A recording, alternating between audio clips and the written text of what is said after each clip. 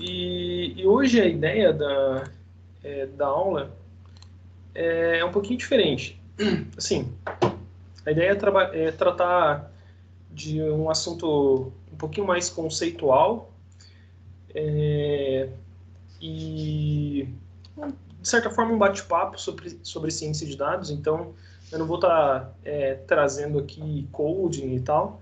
A gente não vai necessariamente precisar estar com o Jupyter aberto.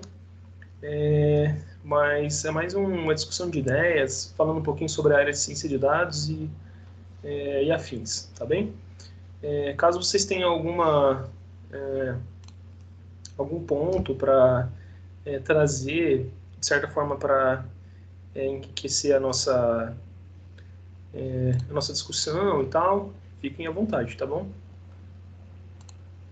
Podem só abrir o microfone aí, falando tranquilamente. Vocês conseguem ver minha tela? Aham. Sim, professor, deu para ver, tranquilo. Fechado. Então, como eu estava dizendo, a gente vai falar um pouquinho sobre ciência de dados. Hoje, num conceito, assim, basicamente como é que vai estar estruturada essa conversa. Ela vai estar estruturada em seis tópicos, 6 grandes tópicos, e aí dentro deles subtópicos ali, enfim. Mas basicamente, eu gostaria de trazer um pouco sobre o que é ciência de dados, de fato, do que a gente está, assim, quais são as diferentes vertentes da ciência de dados, por assim dizer, olhando por óticas distintas, as diferentes carreiras dentro do ramo de analytics ou do ramo de data analytics. Então, quando a gente fala em análise de dados, quais são as carreiras ali que permeiam esse universo? Quem é em si o cientista de dados? Como se encontra hoje a ciência de dados no Brasil? Tipo, como é que está o contexto profissional mesmo, né? Da área de ciência de dados no Brasil. E, a princípio, aqui o nosso curso, esqueçam, tipo, um pouquinho sobre considerações finais, basicamente. E aí em si, um bate-papo um pouquinho livre aí para a gente falar sobre a área, enfim, dúvidas que eventualmente vocês tenham e também sobre o nosso projeto final, tá bem? Então, beleza, o que é ciência de dados?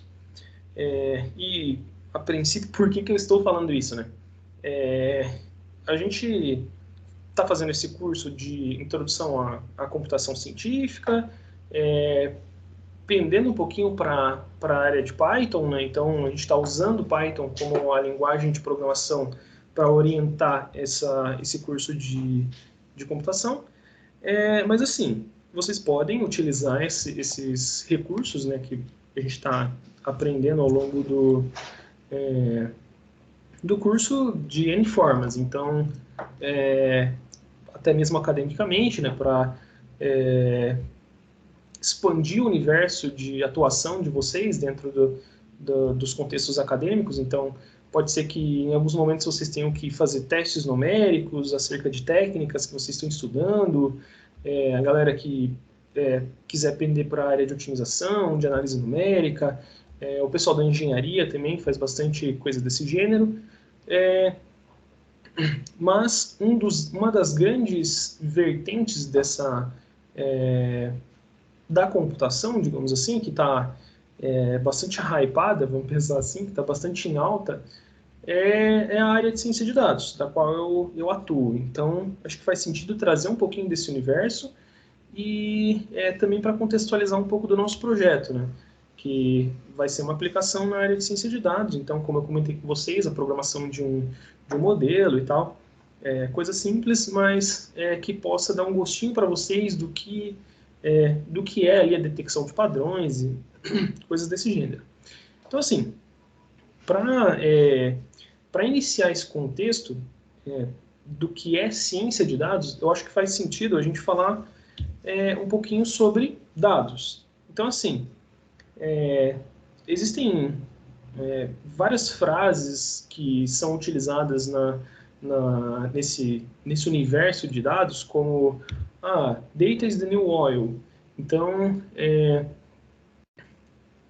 o pessoal passou a ver que existe um grande valor associado à informação. Então, dados hoje significam informações e informações significa dinheiro.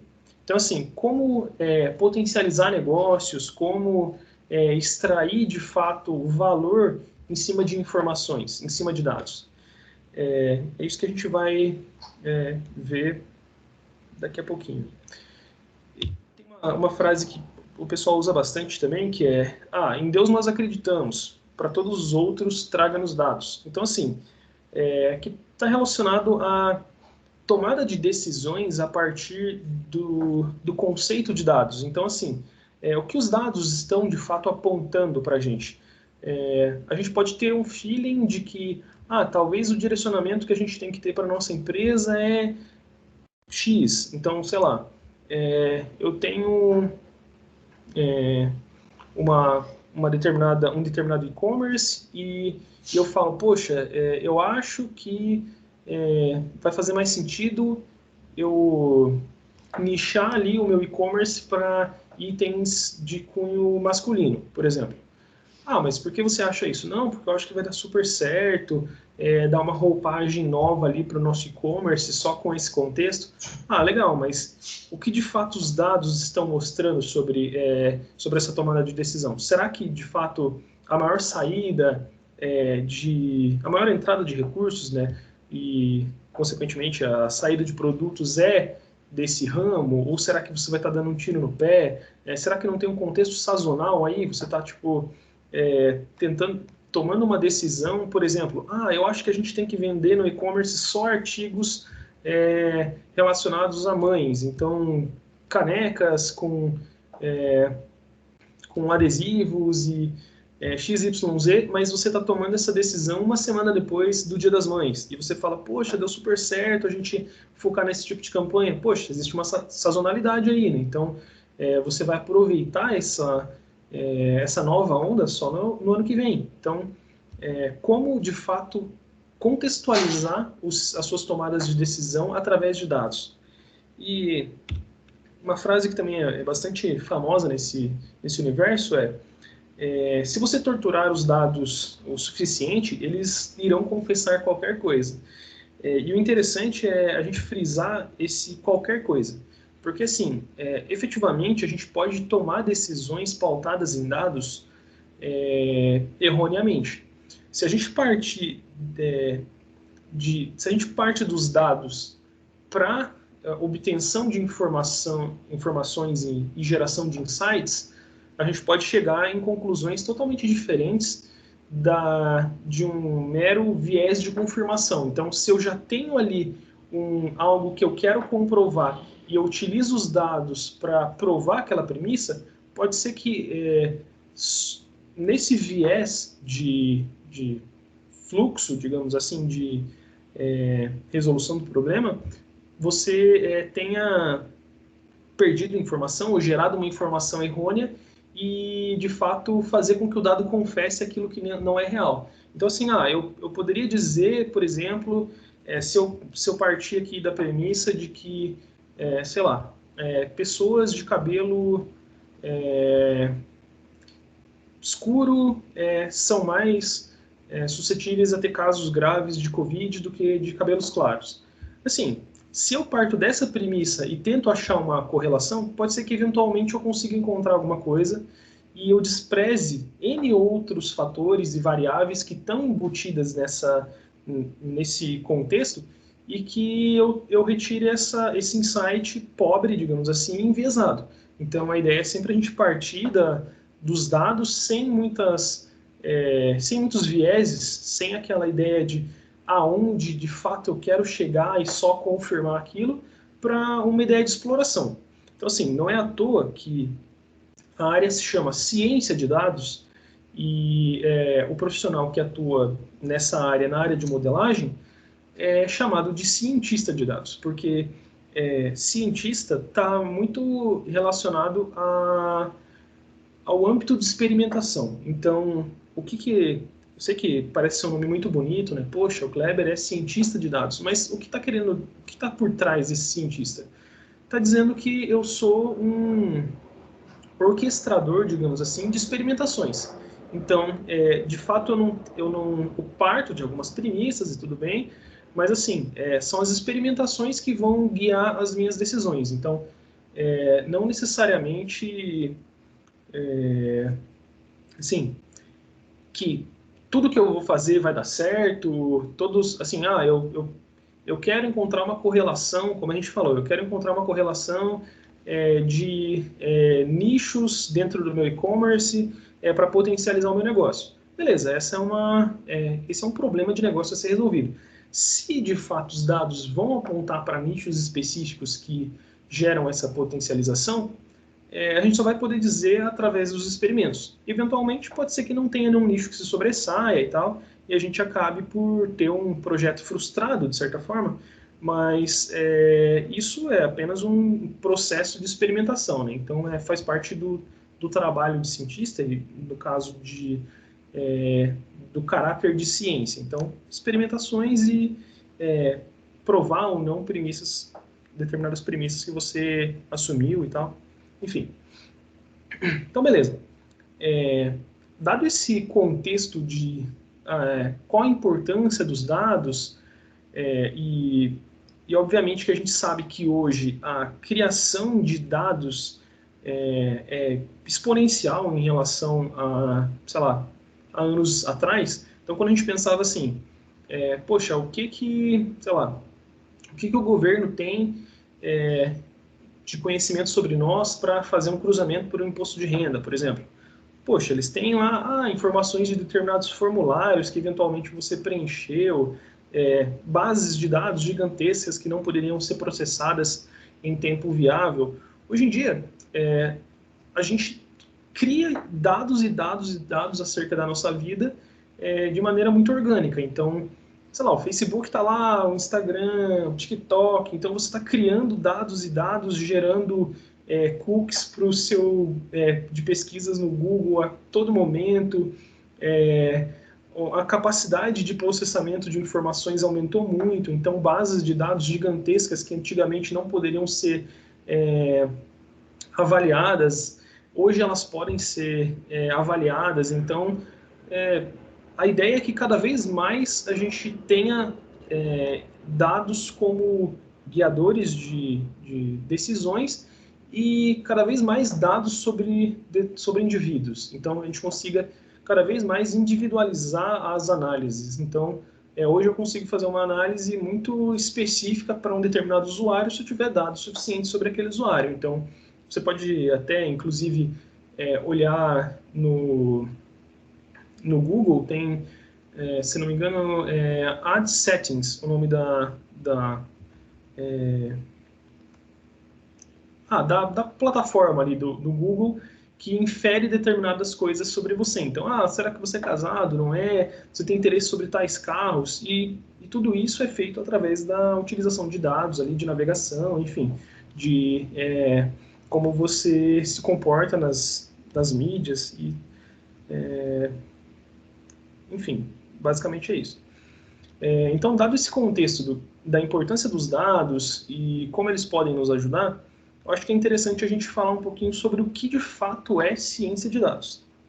Então, assim, ciência de dados, eu vou trazer três possíveis definições do que é ciência de dados sobre três perspectivas distintas, né? Então, sobre a perspectiva de um matemático, então, acredito que a maioria da turma é matemática, então vamos nos identificar com essa definição.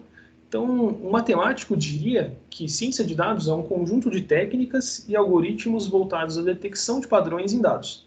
Então, basicamente, o que a gente o nosso interesse matemático sobre a área de ciência de dados é o interesse nas técnicas e algoritmos para a detecção de padrões. Então, quando eu falo assim, técnicas de agrupamento, então, que tipo de elemento é parecido com outro, que tipo de pessoa é parecida com outra, técnicas de sistemas de recomendação, então, como fazer a recomendação de um filme para determinada pessoa baseado nos interesses passados dela e dos seus amigos.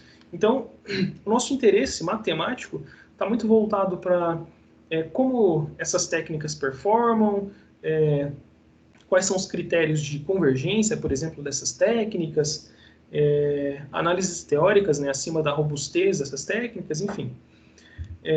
Um cientista da computação já nos diria que ciência de dados é o estudo de ferramentas e ambientes de processamento para análise de dados e ou automação de processos.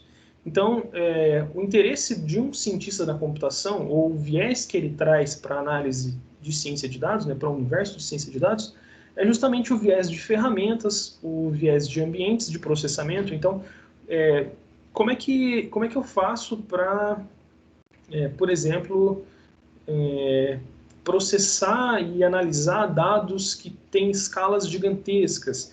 Então, a gente está falando ali de 100 gigas, 200 gigas, 300 gigas de dados. Como é que a gente faz para analisar essa quantidade de dados de maneira viável, né? Então, na nossa máquina local, a gente não vai conseguir, porque, sei lá, quando muito, você vai ter 16 gigas de memória de RAM. Como é que você vai carregar na memória uma base de 100 gigas? Então, como fazer esse tipo de coisa dentro de ferramentas e ambientes específicos? Outro ponto é que eles abrem um pouquinho o guarda-chuva, digamos assim, da ciência de dados para automação de processos. Então, quando a gente fala, tem um determinado fluxo que a sua loja, por exemplo, faz, que a pessoa vai lá no final do dia, olha essa tabela, soma determinados valores e faz um relatóriozinho dizendo se aquele dia foi bom ou ruim em relação à média dos últimos 7 dias. Isso pode ser totalmente automatizado e isso também está dentro do guarda-chuva ali de ciência de dados, tá bem? Outro viés que eu traria aqui é o viés do engenheiro. Então, o engenheiro diria que ciência de dados diz respeito à extração de conhecimento dos dados, né, para auxílio na tomada de decisões e potencialização de resultados.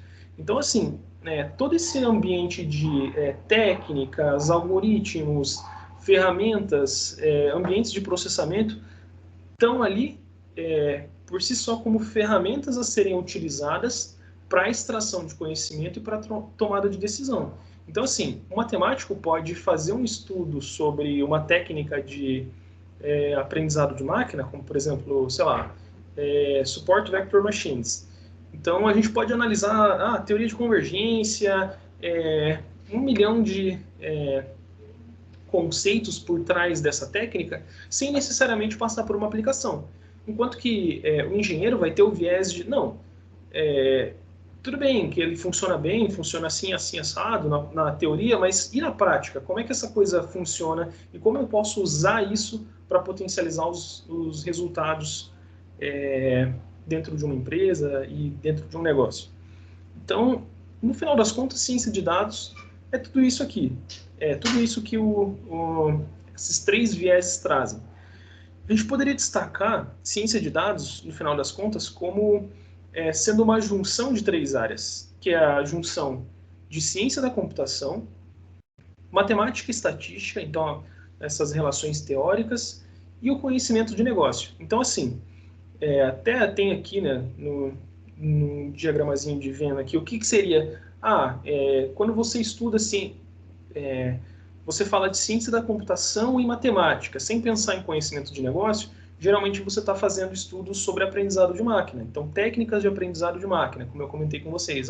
Support Vector Machine, técnicas de clusterização, enfim, caminhos, vão passar por estudos dessas áreas sem necessariamente você estar aplicando a um negócio. Então, você não precisa necessariamente ter o conhecimento de negócio. Quando a gente fala em ciência da computação e conhecimento de negócio, a gente está muito pensando em desenvolvimento de softwares. Então, como eu utilizo a ciência da computação para potencializar negócios sem necessariamente passar por conceitos matemáticos e estatísticos. Então, eu quero criar um site, eu quero desenvolver ali uma aplicação. Quando eu falo em conhecimentos de negócio e matemática e estatística, eu penso na pesquisa tradicional. Então, quando a gente fala em sistemas de recomendação, a gente está pensando em coisas que vieram lá desde a década de 40. A gente está falando de sistemas de recomendação onde a nossa área de computação não era desenvolvida o suficiente para a gente poder utilizar as ferramentas para aplicar. Então, muita coisa ali era feita na mão ou com cálculos muito simples e, de fato, a gente não explorava todo o potencial que hoje a gente tem dentro da área de computação, né? E a junção disso tudo a junção dessas três áreas é o que a gente chamaria de ciência de dados, tá bem? Então, assim, a gente não pode falar hoje de ciência de dados se ela não tiver em si aplicada a um determinado ramo. Então, senão eu estou, basicamente, se eu falar assim, eu vou estudar, como eu disse, SVM. Então, uma técnica de detecção de padrões em dados. E ok, a partir do momento, então eu estou estudando aprendizado de máquina.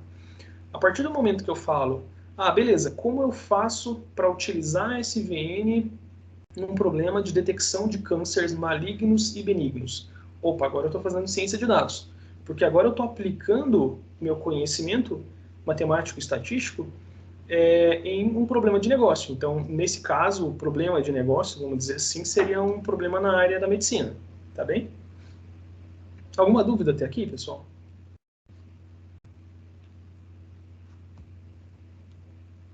Não? Tudo certo? Por enquanto, tudo certo. Tudo certo. Professor, Pode falar. eu tenho uma dúvida, ela diz mais respeito à aprendizagem de máquina e a primeira coisa só. Machine Learning e aprendizagem de máquina é a mesma coisa que inteligência artificial? Na realidade, não. Assim, a aprendizagem de máquina está dentro de inteligência artificial. Então, inteligência artificial é um universo um pouquinho maior. Tem coisas dentro de inteligência artificial que não estão necessariamente embutidas na aprendizagem de máquina. Então, deixa eu pensar um pouco aqui.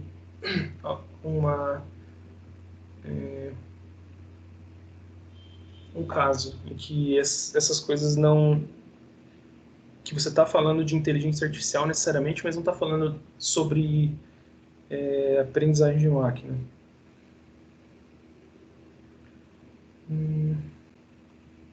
Puxa vida. Eu não consigo me lembrar de cabeça aqui agora, mas logo mais eu trago um exemplo para você que vai ficar claro. No caso, a aprendizagem de máquina está muito relacionado à detecção de padrões. Então, quando eu falo assim, por exemplo, o carro da Tesla, por que ele, quando ele vê um cachorro passando na frente dele, ele para? Porque ali tem uma câmera que está capturando imagens e existe um modelo de aprendizado de máquina para detectar objetos naquelas imagens e falar, opa, isso aqui é um cachorro. Isso daqui não é uma faixa de pedestre, então não posso passar por cima. Então, nesse caso, a gente está falando de aprendizado de máquina, tá bem? Mas existem alguns desenvolvimentos que não necessariamente você está falando sobre detecção de padrões, mas você está trabalhando em cima da inteligência artificial, tá bem? Mas logo mais eu trago um exemplo, tá bom? Sim, tranquilo. É que assim, eu sei que eu sei pelo menos uma área dessa inteligência artificial que acho que se distingue um pouco da aprendizagem de máquina, mas é algo que a gente ainda simplesmente não conseguiu fazer, né? Que nem sabemos se vamos fazer ainda. Que é o tal de tentar simular uma consciência aí, né? Ou uma interface mente-máquina, algo do tipo, né? Que justamente meio que segue toda essa ideia de detecção de padrão, né? Só que vai além, assim, né? E a gente simplesmente não sabe se vamos chegar nisso um dia, porque a gente não sabe se o nosso cérebro sei lá, é análogo a um computador, né? Ou vice-versa. Perfeito. Uhum. Mas o meio termo, que eu acho que é o que você estava querendo procurar um exemplo, aí eu também não consigo encontrar ainda. Uhum. Então, mas deve ter algo assim, né? O que eu poderia dizer aqui é se a gente pensasse assim em implante sintético de órgãos, com certeza isso está passando por inteligência artificial e não está passando por aprendizado de máquina. Tipo, assim, se eu quiser implantar uma mão, por exemplo, sabe? Eu tenho a impressão que isso passa por inteligência artificial, mas ela não está necessariamente fazendo detecção de padrões explícitas, sabe? Mas a gente pode, com mais calma ali, olhar para esses universos e achar um ponto que não se enquadra em aprendizado de máquina e que está em inteligência artificial. Mas as coisas de fato se confundem bastante, sabe? Dentro desse mundo. Entendi. Beleza. Por enquanto é isso. Beleza. Aí, seguindo um pouquinho sobre. Agora que a gente já sabe mais ou menos o que é ciência de dados e tal, faz sentido a gente falar, beleza, quais são. Se a gente fala em carreiras, se eu quero me adentrar nesse universo de dados e tal, só tem ciência de dados? Eu tenho que ser um cientista de dados? Quando eu falo nesse ramo, né, nesse fluxo de uma resolução de um problema através de dados? E é basicamente disso que a gente vai falar agora, das diferentes carreiras dentro do ramo de Analytics. Então, assim, quando eu falo Analytics, Data Analytics, então é um guarda-chuva um pouquinho maior ali do que ciência de dados, porque tem alguns fluxos que devem ser feitos para que o ambiente esteja propício para o cientista de dados atuar. Então, assim, de fato, quando a gente está pensando nesse universo de dados, né? Quem lida com esses dados? Então, quais são as carreiras ali, ou pelo menos 90% dos profissionais que estão nessa carreira de dados estarão aqui nessas três principais profissões. Então, assim, a que eu destacaria primeiro é a do engenheiro de dados. Então, assim, o engenheiro de dados é um profissional dedicado ao desenvolvimento, construção, teste e manutenção de arquiteturas de dados. Então, assim, quando eu falei para vocês que eu tenho uma base de 500 gigas e como eu processo essa informação para extrair insights, sendo que o meu computador só tem 16 gigas de memória RAM. Então, assim, é papel do engenheiro de dados criar ou, pelo menos, modelar o teu ambiente para que ele seja propício a essa análise de dados. Então, assim, eu faço análise sobre dados do Spotify. Então, como que eu capturo, de fato, essas informações? Como eu trago elas para o ambiente de processamento? Será que essas informações vão ser carregadas em lotes, hora a hora? Ou será que essas informações têm que ser carregadas, segundo o meu problema de negócio, de maneira online? A cada consulta que o meu cliente, o meu usuário faz, eu já preciso saber qual que é ali naquele momento a música que ele está ouvindo, ou eu posso fazer uma análise aglomerada de hora em hora para fazer alguma recomendação para ele, enfim. Então, o engenheiro de dados é que vai lidar com essa criação de arquitetura e deixar o ambiente propício para, de fato, um cientista de dados atuar. Geralmente, o pessoal da área de ciência da computação que pende mais para esse universo de engenharia de dados. É muito, assim, não é impossível, mas é mais raro você ver um matemático indo para a área de engenharia de dados, porque você precisa de uma robustez na maneira de programar que em alguns momentos pode ser deficitária para pessoas da matemática, por exemplo. Enfim, o cientista de dados é o profissional encarregado de processar os dados, construindo e testando modelos e análises que agreguem valor à área de negócios. Então, assim, quando a gente fala daquele ambiente ali aprendizado de máquina, detecção de padrões, teste de premissas, testes estatísticos, como o nosso colega tinha falado na aula passada. Tem de uma empresa que estava testando as cores que mais agradavam visualmente os seus usuários. Isso é papel do cientista de dados.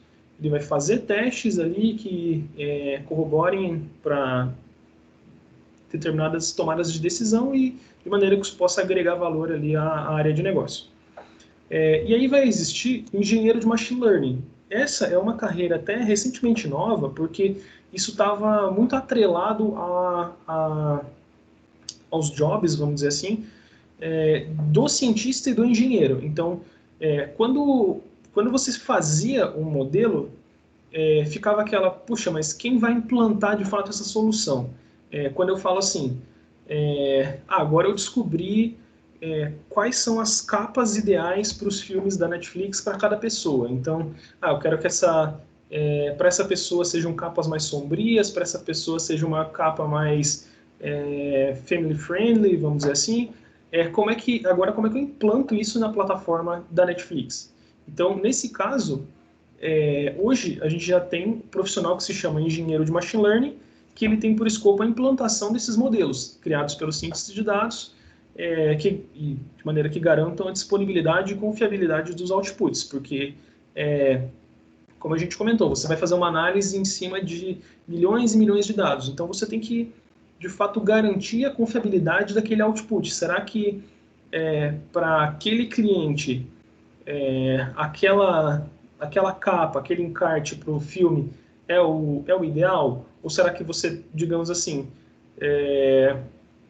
você fez uma análise por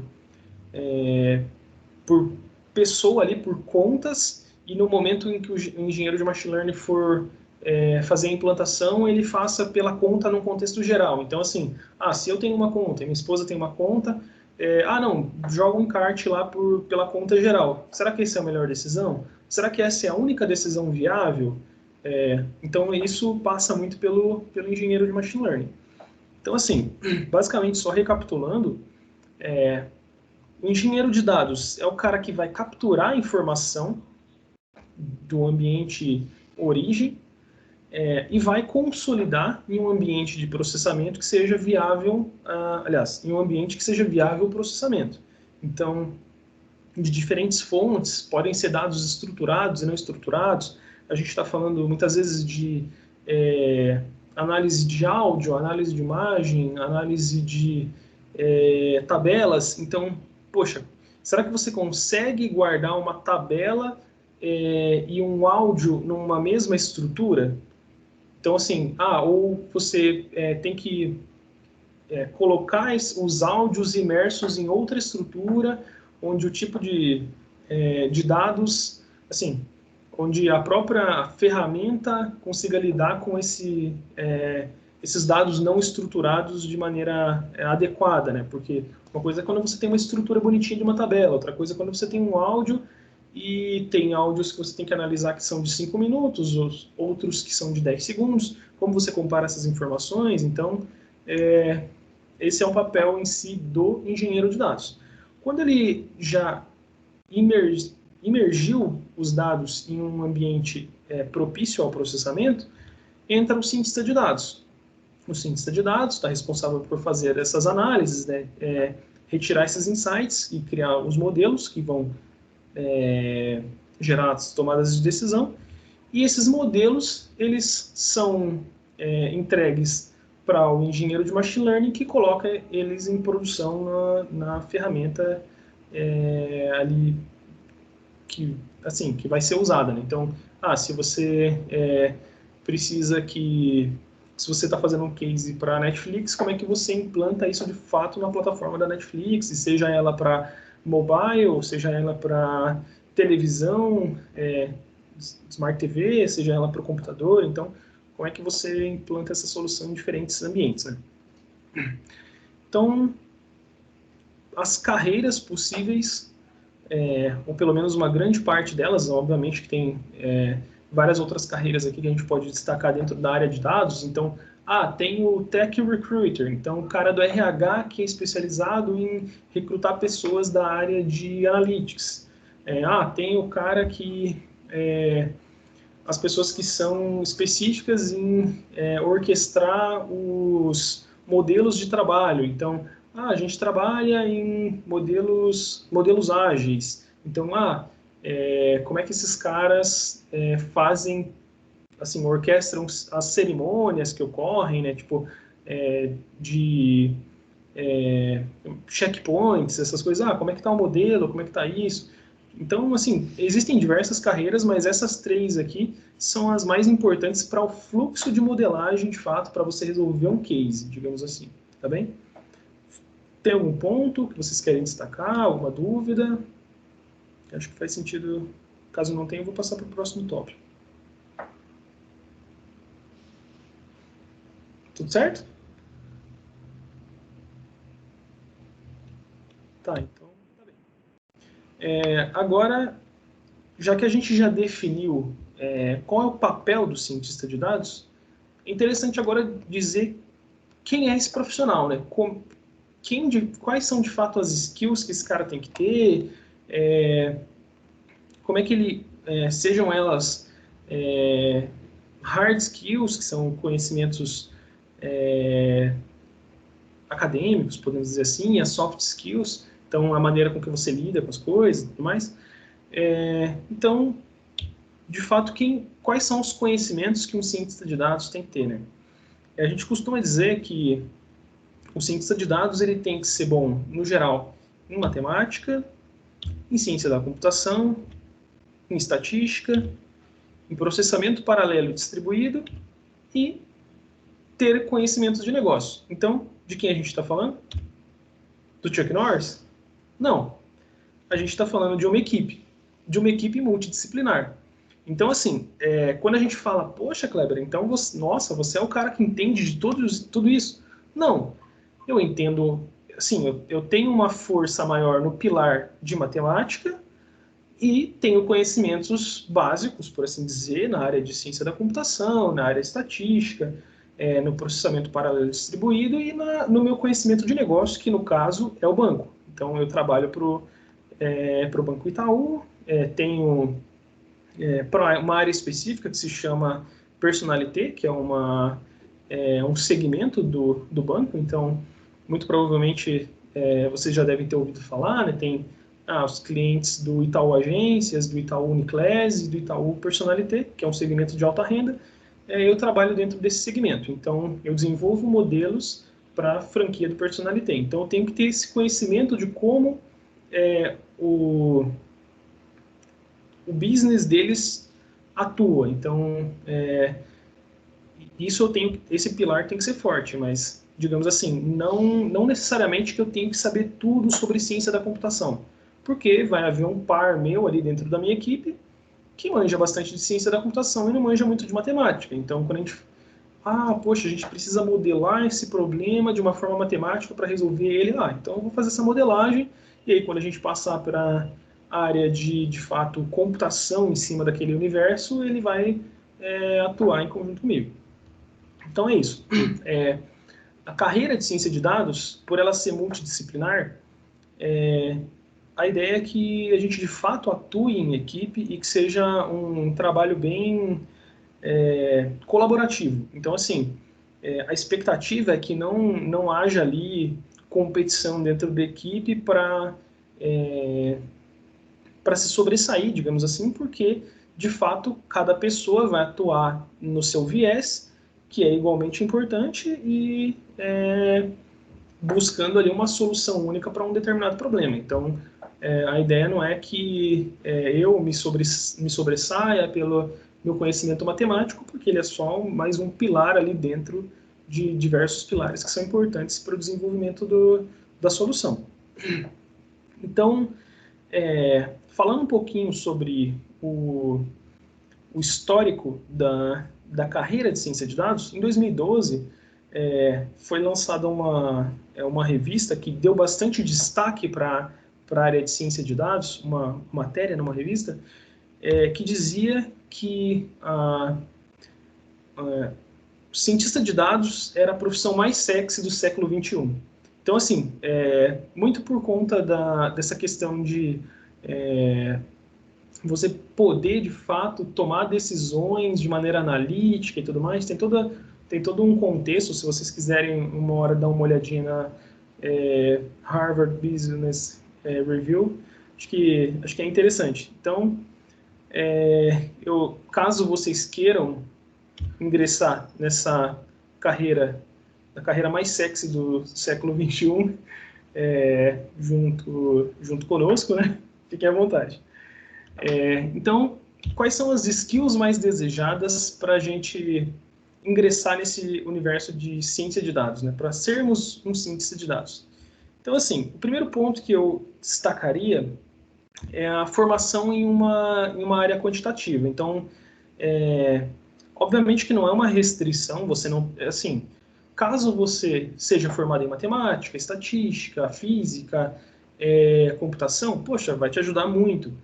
Não significa que uma pessoa formada em história, por exemplo, não vá poder ser um cientista de dados. Inclusive, no banco, a gente tem pessoas formadas em diversas áreas, inclusive culinária. Tem uma pessoa que era formada em culinária, mas gostava de programar, e ela viu na ciência de dados ali uma paixão e tal, e desenvolveu os conhecimentos. O ponto é que nós, por estarmos em áreas que permeiam esse universo, temos um pouco mais de facilidade, porque basicamente quando a gente fala, vamos ver aqui, fazer uma modelagem matemática desse problema, vamos ver como esse método performa na teoria. Obviamente que a gente tem um pouco mais de facilidade do que uma pessoa que é formada em história, por exemplo. Então, essa é uma das skills que eu destacaria, né? Domínio de linguagem de programação, e eu destacaria aqui essas linguagens como Python ou R, porque são as linguagens mais utilizadas hoje na área de ciência de dados. Não quer dizer que você não possa ser um cientista de dados que programa em Julia, que programa em Scala. Pode ser, mas assim, o seu ramo de atuação pode ficar um pouquinho restrito, porque a maioria dos times de ciência de dados trabalham com Python ou R. Então, assim, vamos supor que eu trabalho numa equipe de 5 pessoas, por exemplo. E aí eu programo em Julia e os outros 4 programam em Python. Poxa, vai descasar um pouquinho as soluções, porque qualquer solução que eu desenhar em Julia não vai poder ser facilmente transladada para o Python. Então, a ideia é que as equipes trabalhem numa mesma linguagem de programação. E a gente vê que em ciência de dados, assim, quase 100% das pessoas trabalham com Python ou R, sendo tipo 80% Python e 20% R. R é muito bom para análises estatísticas, mas para modelagens de detecção de padrões, nem tanto, não tem tanta coisa pronta, vamos dizer assim. Python tem muita coisa pronta e a comunidade é muito, muito forte, então você consegue encontrar muita coisa já feita na internet pela comunidade. Então, isso é um ponto positivo. Outro conhecimento que é legal a gente ter é o conhecimento de uma linguagem SQL. Então, quando a gente fala em, vamos lidar com grandes bases de dados, vamos, sei lá, fazer seleções nas bases, vamos fazer cruzamentos, tudo isso passa, no geral, por uma linguagem SQL. Então, tem ali algumas ferramentas que a gente trabalha, como Hadoop, por exemplo, que é para armazenamento e processamento de dados.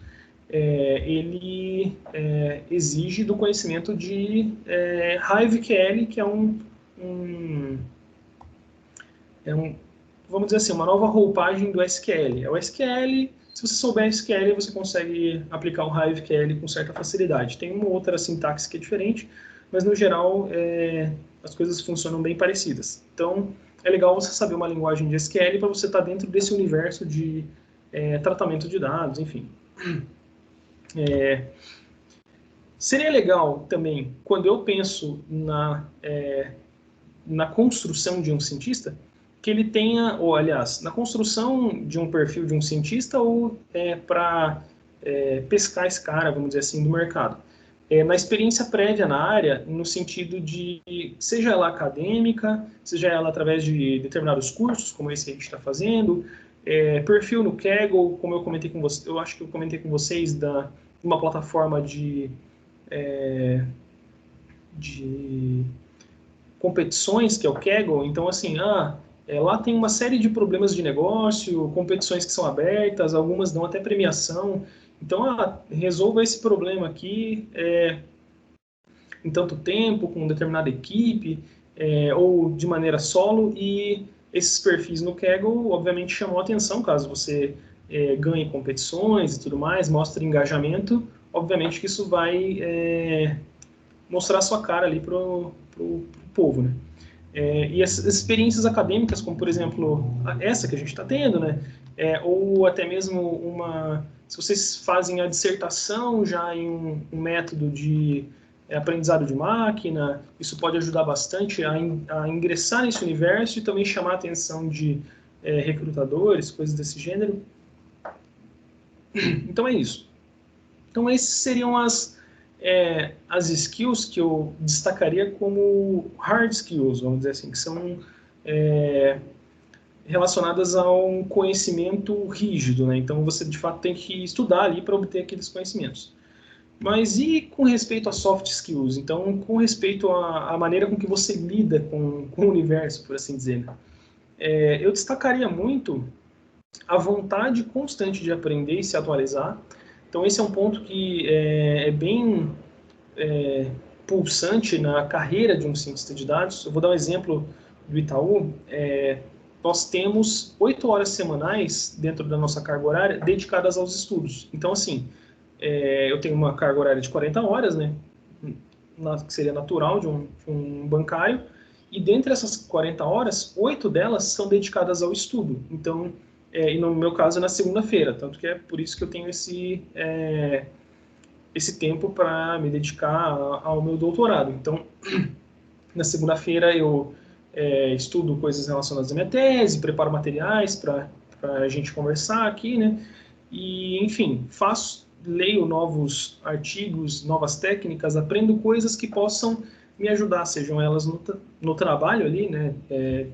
No momento em que eu estou passando no trabalho, para um case específico, ou seja, para me atualizar de novas técnicas que eventualmente eu possa vir a usar. Então, acho que esse é um ponto bem importante, porque a área de ciência de dados ela é muito fluida, ela é muito dinâmica, a gente tem novas técnicas, novas ferramentas sendo desenvolvidas todos os dias. Então, se você quer uma carreira que você possa utilizar do seu conhecimento prévio ali por um longo espaço de tempo sem necessidade de atualização, talvez ciência de dados não seja a melhor opção, porque ela vai exigir essa atualização constante. Outro ponto é a gente, e isso também nem sempre é claro no ambiente acadêmico, é a gente partir do simples em direção ao complexo, e nunca ao contrário. Muitas vezes a gente tenta dar uma roupagem muito complexa para coisas que são simples. Então, existem determinados problemas de negócio que podem ser... eu vou dar um exemplo aqui. Eu poderia dizer que o meu sistema de recomendação da Netflix está pautado no momento em que o meu usuário está navegando nos encartes dos filmes, quanto tempo ele passou com o mouse em cima de cada um dos encartes. Então, assim, se eventualmente ele está com o mouse muito, muito tempo no Stranger Things, independente dele ter clicado ou não, essa vai ser uma informação relevante para o meu modelo. Isso, se eu não fiz nenhuma técnica mais simples, isso é muito avançado, por assim dizer, para já de partida iniciar por aí. Então, assim, poxa, se eu não fiz nenhuma análise em cima das notas que o cara deu, e se analisando só as notas que ele deu nos filmes, eu posso tirar boas inferências, será que eu já devo ir para o tempo de mouse que o cara teve ali em cima de cada filme? Então, assim, o tempo que ele ficou pausado no filme, quantas vezes ele voltou ali numa cena de um filme. Então, assim, partir do mais simples para o mais complexo. Tem até uma história que ilustra bem isso, eu acho que a gente está com tempo aqui para falar, que reza a lenda, né, que existia uma fábrica de creme dental que estava tendo muito problema na sua linha de produção, porque existia uma máquina que colocava nas caixinhas de creme dental a creme dental, né, a pasta de dente, e depois eles embalavam aquele conjunto de caixas e enviavam lá para os supermercados, por exemplo. Só que quando o supermercado ia avaliar aquelas caixas para colocar na prateleira, elas viam que existiam muitas caixas que estavam vazias. Então, assim, poxa, a gente tem uma perda aqui. Então, se num lote de 50 caixas aqui que está embalado, você tem 4, 5 caixas vazias, você está ali com uma perda de 10% do valor ali, né, do seu produto. Então, você tem que agregar aquilo ao valor de custo do produto. Isso pode encarecer o teu negócio. Então, assim, para resolver esse problema, a empresa foi lá e contratou engenheiros da NASA que criaram um braço mecânico que pegava a caixa uma caixa uma a uma de creme dental, colocava numa balança no vácuo, pesava aquela caixa e analisava se de fato aquela caixa estava vazia ou não. Aí, beleza, depois daquilo, zerou todos os problemas relacionados as caixas vazias, né? E aí o dono da empresa falou, puxa vida, eu tenho que mostrar isso para os nossos acionistas, como isso revolucionou aqui o nosso negócio e tal, a nossa empresa. E ele levou todos os acionistas dele para aquela linha de produção e ao chegar lá, a máquina estava desligada. E aí quando ele falou, poxa, mas como assim a máquina está desligada, né? A máquina que verifica esses pesos.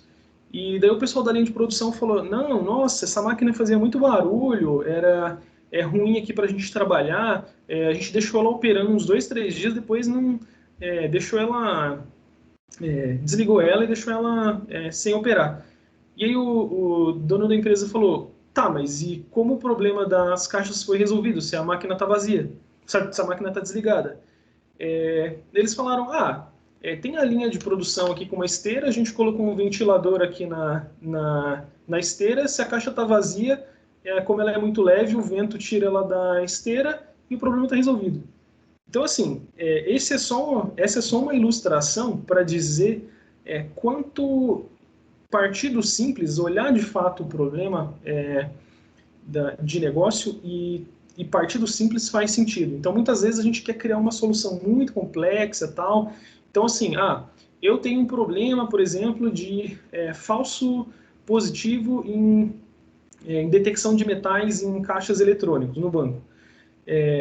Se for necessário eu ir lá em 20 caixas eletrônicos, caixa eletrônico não, essas rodas giratórias, né, tipo porta giratória. Se for preciso ir na porta giratória, em 10 portas giratórias, 100 portas giratórias, ver de fato qual está sendo o problema antes de colocar um mega dispositivo específico para tentar fazer uma análise de imagens ali em cima, eu vou lá nas portas giratórias primeiro.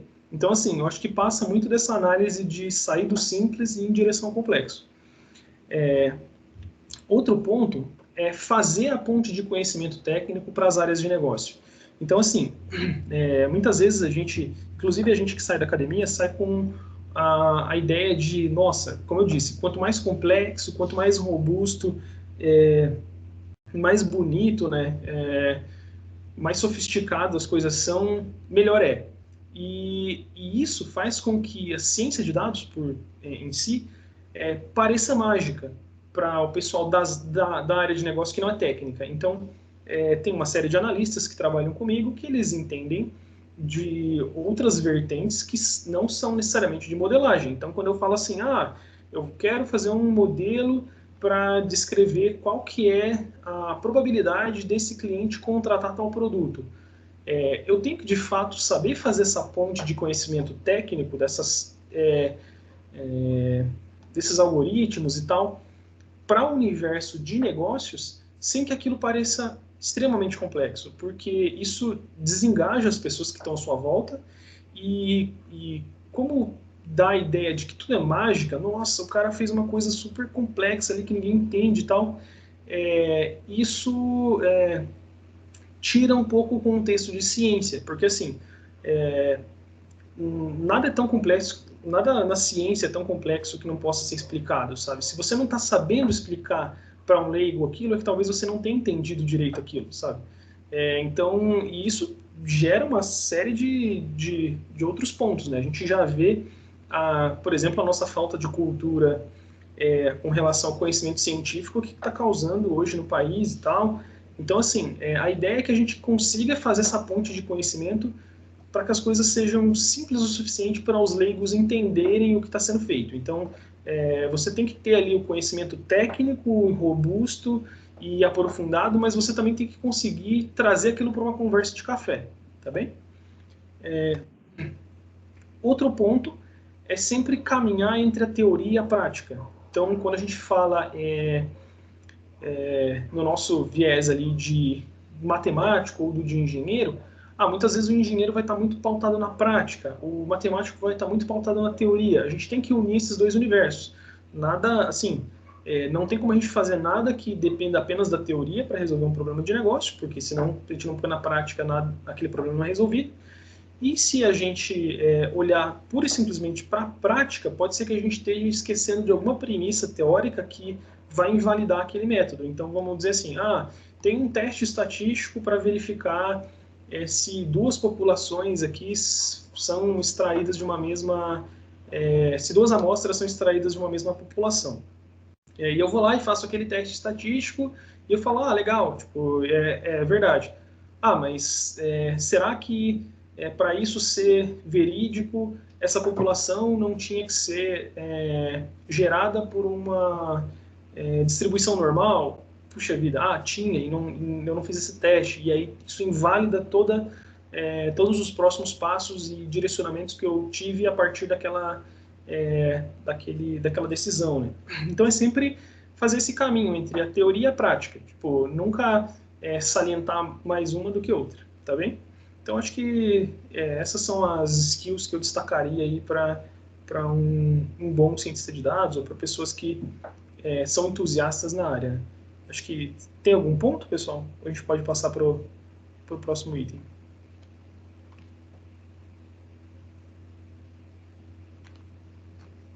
Podem falar, pessoal. Um de cada vez. Pode falar. Professor, no slide anterior que você mostrou, aquelas primeiras skills necessárias pro cientista de dados, essas aí são as chamadas de hard skills? Isso, exatamente. Hard skills no sentido de que são conhecimentos que teoricamente você pode adquirir em livros, coisas desse gênero, sabe? Tipo, são conhecimentos rígidos, vamos dizer assim. Não tão relacionados à sua persona, né? Então, essas são as hard skills, por assim dizer. Beleza. E mais uma coisa que eu tenho para perguntar, não sei se você já tratou disso, ou se você já disponibilizou algo desse tipo, mas tem algum material, algum livro, alguma coisa que você recomende sobre como começar na área de ciência de dados? Legal. Porque tem muitas vertentes, né? Por exemplo, tem machine learning, tem formação em BI, tem muitas coisas, e às vezes a gente até fica meio perdido por onde começa, o que precisa fazer antes do que. Legal. Assim, eu posso trazer para a próxima aula alguns materiais que possam nortear esse caminho, né? Então, sim, existem livros que podem ser consultados, mas tem muita coisa, tipo, tem um podcast que eu acho muito legal, que é do Data Hackers, que pode também gerar vários insights para vocês e tal, e assim, gerar conhecimento, de fato, né? Em cima dessa área de ciência de dados. Tem vídeos no YouTube também que podem ajudar bastante a guiar vocês nesse universo. Eu posso fazer uma seleção ali de materiais e trazer para vocês também. Vou até anotar isso. Beleza, muito obrigado, professor. Mais algum ponto, pessoal? Eu acho que, assim, eu também queria destacar que quando a gente fala que em skills mais desejadas, não significa que elas são um pré-requisito, tá? Acho que esse é um ponto bem importante que quando, assim, eu tô falando da minha experiência, sabe? Quando eu, por ser muito acadêmico antes de entrar no Itaú, eu via as coisas como se fosse um edital de concurso. Assim, quando eu olhava para uma vaga de ciência de dados, por exemplo, eu olhava como se fosse um edital de um concurso. Então, lá no edital do concurso fala, formação, sei lá, doutorado em matemática. Beleza, se eu não tiver doutorado em matemática, eu sou automaticamente excluído daquele processo. Quando a gente olha para o mercado de trabalho, não necessariamente um concurso, né? Quando a gente pensa na rede privada, isso não é verdade, assim, não tem coisas que são impositivas. Assim, quando eu falo, por isso que inclusive eu coloco skills mais desejadas, não é nem um pré-requisito, sabe?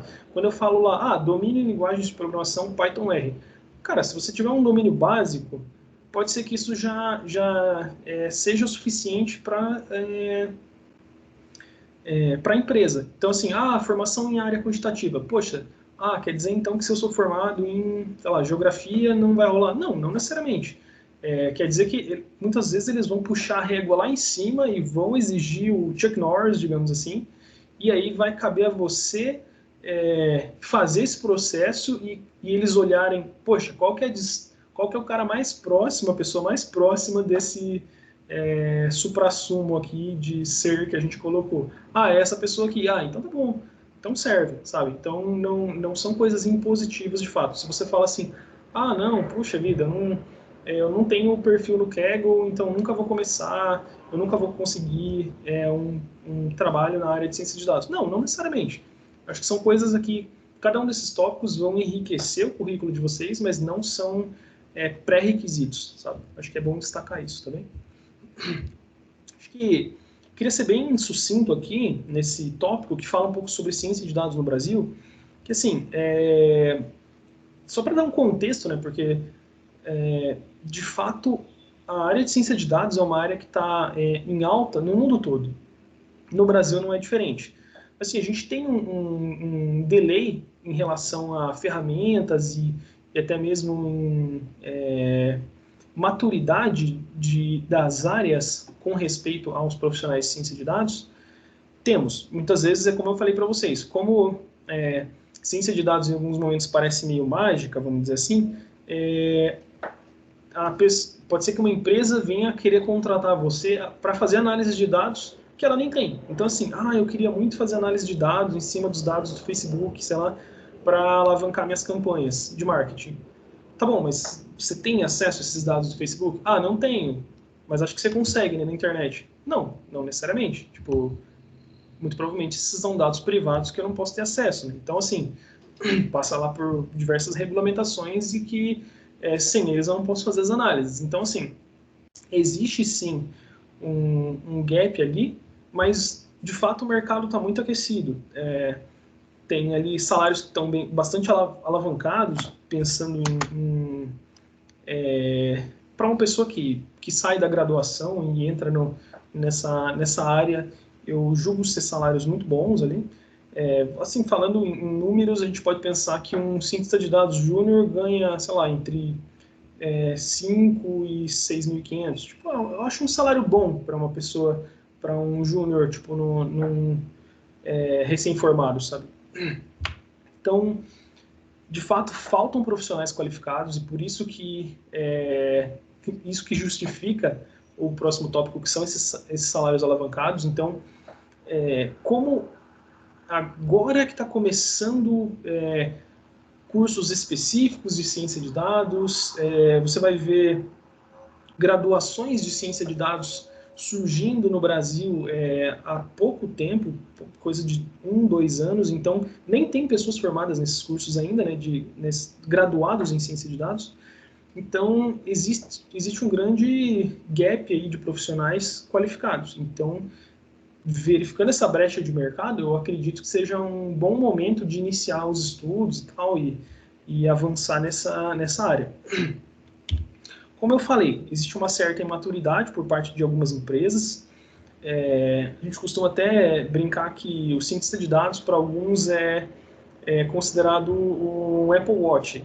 Assim, eu quero ter porque o meu amigo tem e eu não sei muito bem para que serve. Então, assim, se você tem um cientista de dados e você não sabe para que serve, assim como o Apple Watch, só vai ser um mostrador de hora caro, entendeu? Então, assim, se você contrata um profissional sem ter, de fato, um ambiente propício para que aquele profissional atue, você vai frustrar o profissional, obviamente, e também você não vai conseguir extrair ali valor daquele profissional. Então, o ideal é que você, de fato, leia o manual, né, e consiga explorar ali, da melhor maneira possível, os seus recursos humanos, né. Outro ponto é que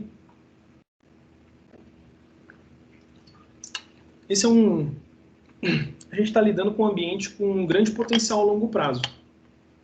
Como eu disse, assim, a maioria das empresas está buscando profissionais nessa área, porque elas veem que os seus negócios são alavancados com a utilização de dados e que esse é o futuro. Assim, eu não consigo imaginar uma empresa que esteja em operação daqui 20 anos que não tenha um cientista de dados ou que não tenha um serviço de extração de insights através de dados, seja o profissional em loco ali, ou por alguma consultoria, enfim, ou alguma plataforma que gere esses insights.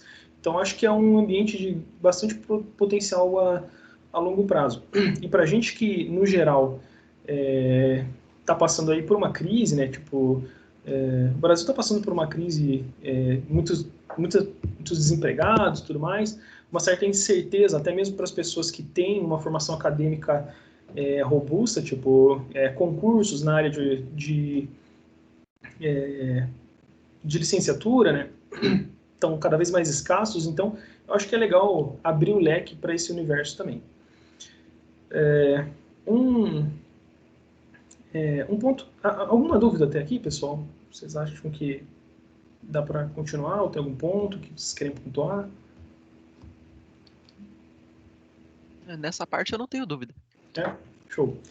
Então, assim, acho que faz sentido a gente se questionar e também responder essa pergunta do por que machine learning? Por que utilizar machine learning na extração de dados e, aliás, na extração de insights, né, nos dados e não ir pela intuição, como a gente está falando, do tipo, ter essa cultura data-driven, vamos dizer assim.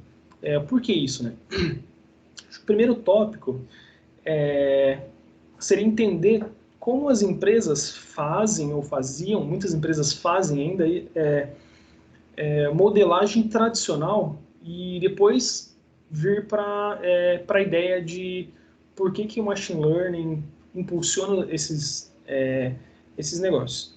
Então, assim, na modelagem tradicional, basicamente o programa executa uma sequência de regras definidas através do conhecimento de especialistas de negócio. Então, assim, já vou dar um exemplo, tal, que as coisas possam ficar mais claras, mas basicamente a gente tem um conhecimento de negócio atrelado aquele problema a ser resolvido e a gente cria um programa, essa é a modelagem tradicional, né? A gente cria um programa que pega os dados, analisa essas regras de negócio e gera um output. Então, como a gente estava falando lá, quando a gente fala como nosso colega falou sobre a paleta de cores que era utilizada num determinado site. Eu poderia, através do meu conhecimento de leigo, vamos dizer assim, falar, vamos trazer uma paleta mais pautada para o azul, quando a gente souber, através de cookies ali de navegação, que a pessoa é homem, rosa, uma paleta de cores mais pro rosa quando é mulher e uma paleta mais neutra quando a gente não tem essa informação. Isso pode funcionar em alguns casos? Pode, mas de fato é muito simplista e pode ser que isso gere algumas contradições ao longo do tempo, porque eu estou falando de apenas uma condição, né? Se é homem e se é mulher. Mas se a gente começar a colocar, fazer sessões por gênero, por idade, aí depois por determinados gostos, se eu sei que a pessoa gosta de futebol, se eu sei que a pessoa gosta de games, pode ser que no limite isso venha a gerar algumas contradições. Já no exemplo, talvez isso fique mais claro. Na modelagem pautada em Machine Learning, os dados são utilizados para gerar um programa que será aplicado a posteriori. Então, assim, a gente tem os nossos dados de navegação, então, do site, por exemplo, e eu falo assim, cara, não interessa se o cara é homem ou se é mulher, eu vou colocar uma paleta aqui azul, para outro cara eu vou colocar uma paleta mais pautada lá para o verde, cores quentes, cores frias, outra pautada assim, assado. E com aquele conjunto de dados, eu vou analisar qual que foi o engajamento das pessoas naquele site. Aí eu começo a detectar padrões do tipo, legal, então o cara que, através dos dados e não do conhecimento, do que eu, assim, do meu feeling, vamos dizer assim, eu posso, de fato, inferir que, sei lá, as mulheres grávidas preferem uma paleta de cores um pouco mais neutra, mais pautada no branco, sei lá, no nude, enquanto que, sei lá, homens de idade mais avançada gostam de uma paleta um pouco mais escura. Então, assim, aí através dos dados, de vários testes que eu fiz, e eu mensurei o engajamento dessas pessoas, um monte de mulheres grávidas tiveram acesso a paletas de diferentes tipos, e eu vi que o engajamento de determinadas paletas está melhor do que outras. E aí eu posso, de fato, criar um programa pautado nesses padrões que o meu modelo detectou. E, dado esse programa, eu vou lá e imputo esse programa no universo de modelagem tradicional, né? Eu pego o programa que foi criado por um modelo e coloco nesse fluxo de agora eu tenho um novo dado, passa naquele programa que aprendeu os padrões e dá um output. Essa pessoa com essas características passa no modelo, paleta ótima, tal. Então, enfim, mostra tal paleta. Então, um exemplo aqui que a gente pode destacar é a detecção de fraudes, por exemplo. Então, a detecção de fraudes em operações financeiras. Então, na modelagem tradicional, eu poderia dizer o seguinte: cara, eu trabalho há 4 anos em detecção de fraudes, então eu sei que, assim, uma fraude que acontece muito é que pessoas de idade mais avançada, sei lá, a pessoa tem mais de 60 anos e o item que ela está comprando é um PlayStation 4, isso é uma fraude no cartão de crédito dela. Então vamos bloquear. Legal. Aprendi essa regra, coloquei lá, show. Se a operação está sendo realizada entre 1 da manhã e 5 horas da manhã. O potencial, sim, a probabilidade disso ser uma fraude é muito grande. Vou colocar lá, legal. Se o IP do computador que está realizando aquela operação é de outro país, sendo que o envio é para esse país, está com cara de ser uma fraude. Então, beleza, eu vou colocando esse monte de regras e regras e regras. E o que pode acontecer? Em alguns casos, isso pode gerar contradições. Então, assim, eu falo,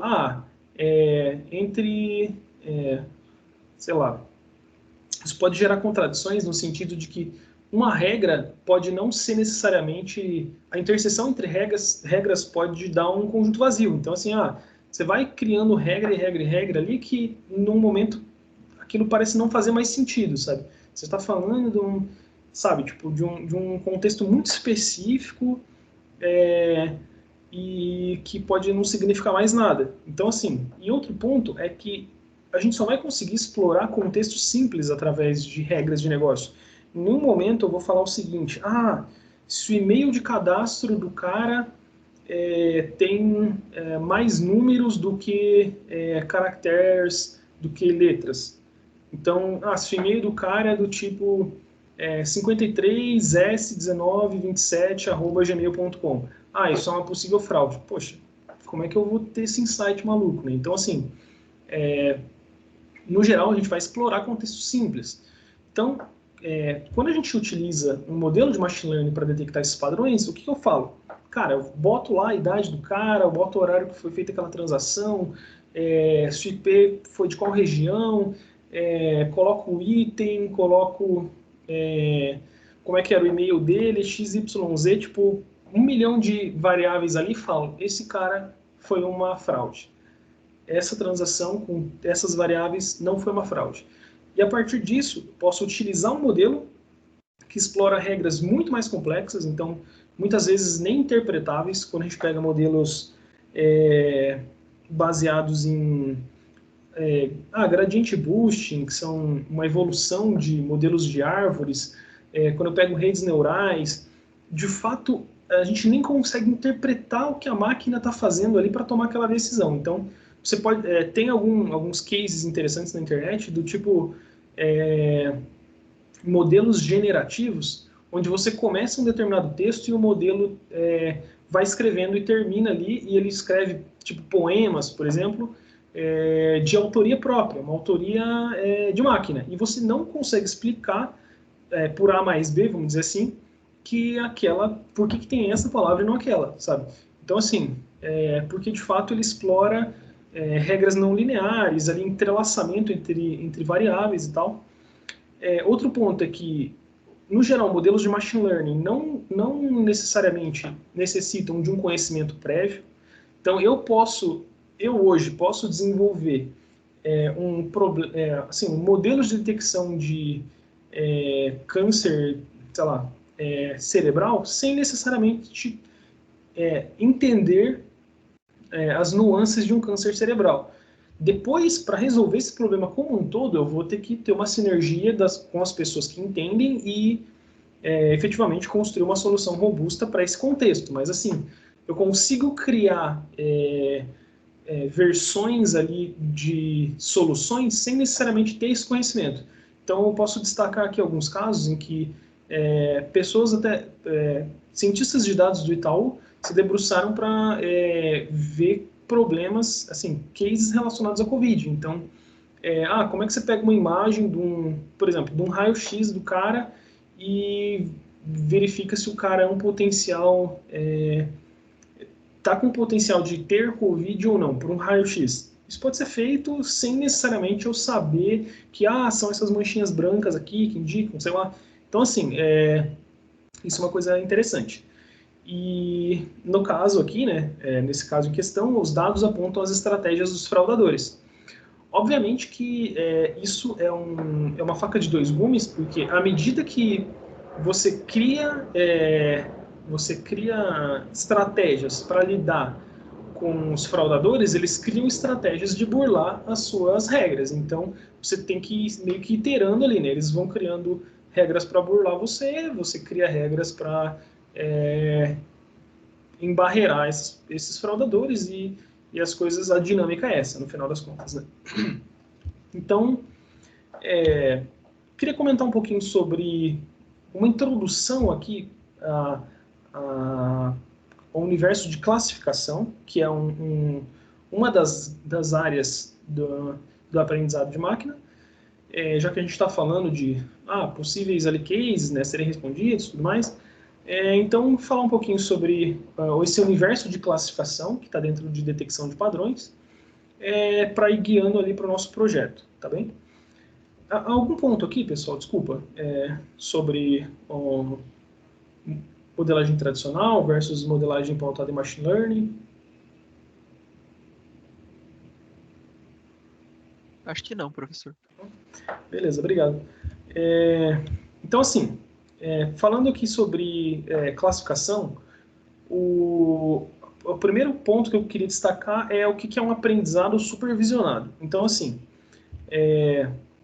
o aprendizado supervisionado consiste em ter um conjunto de dados de treinamento rotulados, isto é, quando você já sabe a resposta a ser obtida.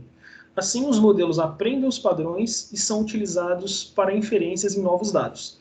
Então, assim, quando a gente estava falando dos fraudadores ali, para eu detectar padrões dos fraudadores, eu tenho que saber que aquela operação foi uma fraude, inicialmente, para eu detectar os padrões. Então, eu reúno ali um conjunto de dados onde eu sei que aquelas operações foram fraudes, e como é que eu sei isso? Ah, sei lá, uma contestação de um cliente. O cliente ligou e falou, cara, eu não comprei esse item aqui na internet de tal dia que está vindo a minha fatura. Então beleza, foi uma fraude? Foi uma fraude. Então agora a gente já sabe que aquela linha de dados, aquele exame de sangue, por assim dizer, relacionado àquela operação, é uma fraude. Então, dado esse contexto histórico de fraudes e não fraudes, eu crio um modelo que detecta padrões e aí eu translado esse modelo para um universo desconhecido. Então agora eu vou pegar novos dados e através de tudo aquilo que eu aprendi, eu vou dizer se aquele cara ali é um fraudador ou não. Então, assim, para isso, então, a gente precisa de um conjunto de dados que é chamado de conjunto de características. Então, pertencente aqui a Rm por N. Então, uma matriz que tem M linhas e N colunas. Então, o que eu estou querendo dizer com M linhas? M linhas são N eventos. Então, eu tenho M eventos de possíveis fraudes ou não fraudes. E N colunas, que são as variáveis. Então, assim, a idade da pessoa, a região que ela mora, a região que foi feita a transação, qual que foi o item comprado, qual que foi o site. Então, esse conjunto de variáveis vão ser as minhas colunas. Né? Então, eu tenho ali, para essa determinada operação, tais variáveis. Para outra operação, tais variáveis. E para cada uma dessas operações, eu tenho o meu vetor de respostas. No nosso caso ali, sei lá, menos 0 se não era uma fraude, e 1 se era uma fraude. Então, de fato, isso é um aprendizado supervisionado, porque eu tenho um conjunto de dados onde eu sei a resposta para eu treinar ali o meu modelo. Então, dentro desse universo, a gente tem a classe de métodos de classificação. Então, quando a resposta a ser mapeada está em um conjunto discreto e finito. Então, como eu falei para vocês, a resposta que eu estou querendo mapear ali é fraude ou não fraude. Nesse caso, tem lá duas possíveis respostas. Então, um conjunto discreto e finito, certo? Então, quando eu penso lá, fraude ou não fraude, câncer maligno ou benigno, ganhar, perder ou empatar. Então, assim, esses dois times vão jogar. Segundo as características de ambos, vai haver vitória para um, vai haver vitória para o outro, vai haver um empate. Então, nesse caso, eu tenho um conjunto finito de possibilidades. Agora, vamos imaginar que eu tenho... o que seria ali, né? O que completa o universo do aprendizado supervisionado, que não é uma classificação, é a regressão.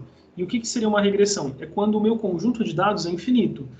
Você fala, o conjunto de dados, o meu conjunto de respostas, o meu vetor de respostas reside não em um conjunto que não é necessariamente discreto finito. Então, quando eu quero mapear o salário de uma pessoa. O salário é um conjunto infinito, certo? Porque o salário do cara pode ir de R$0 até infinito, até que se prove o contrário, né? Mesmo que eu colocar um upper bound, digamos assim, eu tenho ali, eu sei que todos os meus salários estão entre 0 e 100 mil reais. Mesmo assim, esse é um conjunto infinito, certo? Quando a gente olha para esse contexto, a gente está falando de regressão. Quando eu quero inferir um conjunto de classes ali infinita. Caso contrário, a gente está falando de classificação. Então, assim, inicialmente, só para contextualizar, a gente vai tratar de casos onde existam só duas classes, mas, obviamente, que esses modelos são, esses estudos, né, podem ser generalizados para N classes, tá bem? Então, nos casos em que você tem só duas classes, você pode falar que uma classe, denotar uma classe por 1 e outra por 0, ou uma classe por 1 e outra por -1. Então, se você for analisar SVM, por exemplo, você vai se deparar com classe positiva e classe negativa. Por quê? Porque a gente está falando sempre de duas classes e uma dessas classes está associada ao número 1, então esse y aqui vai ser um vetor que tem uns e menos uns. Então, tipo, classe negativa e classe positiva, tá bom? Então, um exemplo que eu já trouxe anteriormente para vocês é o conjunto de dados do Titanic. Então, inclusive, ele está no repositório do Kaggle, que eu comentei com vocês, que é essa plataforma de competições e tal. Tem umas competições ali para iniciantes, para você aprender um pouquinho mais sobre esse universo de dados. E dentre eles está o Titanic. Então, quando a gente fala nesse problema, o objetivo é dizer se um passageiro sobreviveu ou não ao naufrágio do Titanic, dadas algumas características do passageiro. Então, para começar a análise, esse problema é um problema supervisionado, porque eu conheço as respostas aqui, eu tenho um conjunto de dados onde essas respostas existem, aliás, desculpa, e é um problema de classificação, porque o meu conjunto de respostas é finito e discreto, só tem o 0 e 1, né? Sobreviveu ou não sobreviveu. Então, esse caso é bem simples aqui para exemplificar o universo de classificação, tá bem? Aí a gente pode transladar esses modelos de classificação para diversas aplicações. Então, eu posso falar aqui, detecção de doenças. Então, se eu tiver ali o exame de sangue de determinadas pessoas, e eu posso, vamos dizer assim, eu crio um conjunto de dados onde eu colhi uma série de exames de sangue dessa pessoa e 10 anos depois eu olhei se aquela pessoa tem ou não diabetes. Nesse momento a pessoa não necessariamente tinha, tá bom? Beleza, eu levei 10 anos para criar esse conjunto, tal, nossa, trabalho, mas depois disso eu vou lá e crio um modelo que detecta esses padrões, e aí eu tenho um modelo que, se você me der um novo exame de determinada pessoa, eu posso te falar, cara, você tem 73% de probabilidade de ter diabetes daqui a 10 anos. Então, vamos trabalhar isso aqui, sabe? Vamos, tipo, burlar, né, essa probabilidade? Vamos...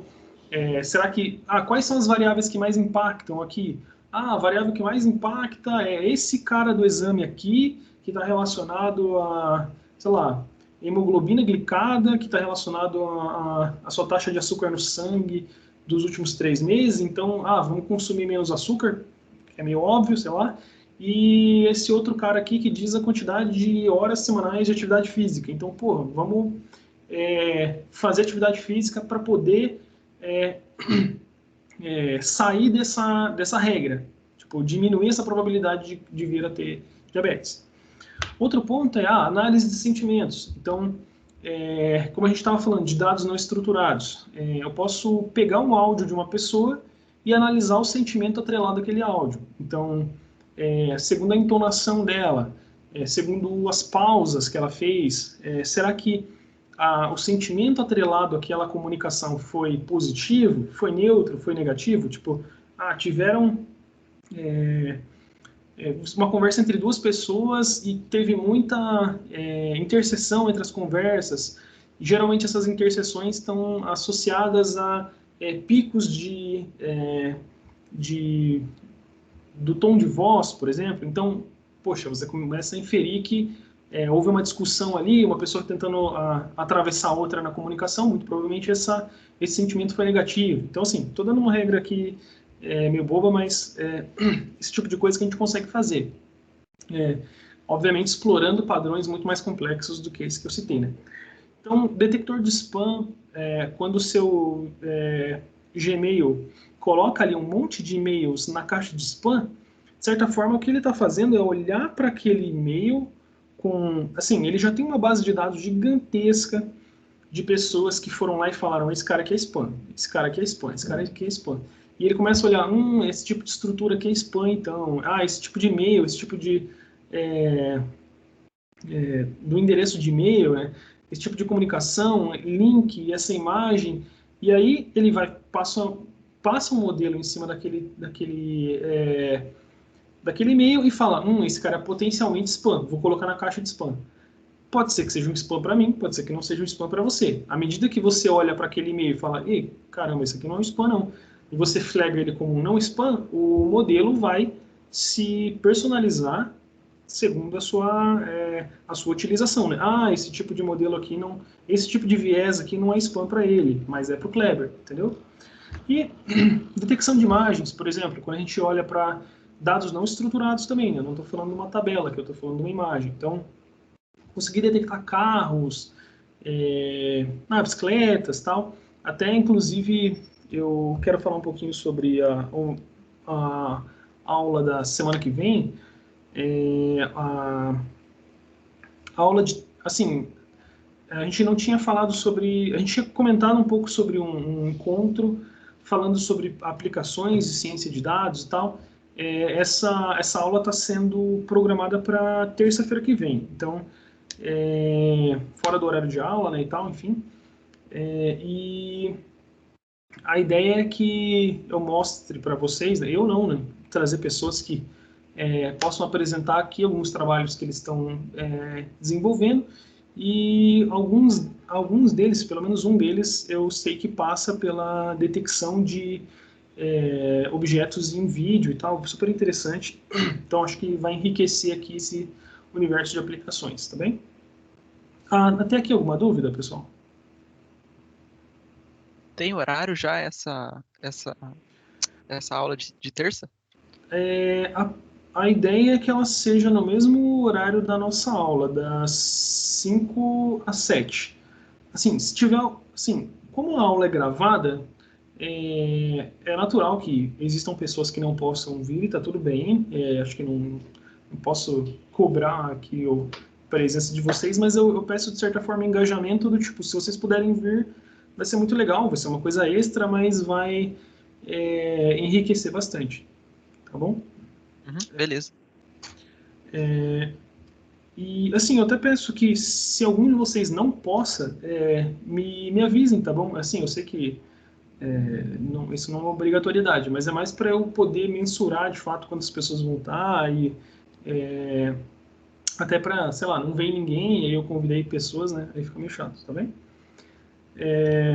Então, falando um pouquinho agora sobre, entrar um pouquinho no escopo do nosso projeto, tá bom? Então, a ideia é a gente programar um modelo bem simples, que é o KNN, que seriam os K vizinhos mais próximos, tá bem?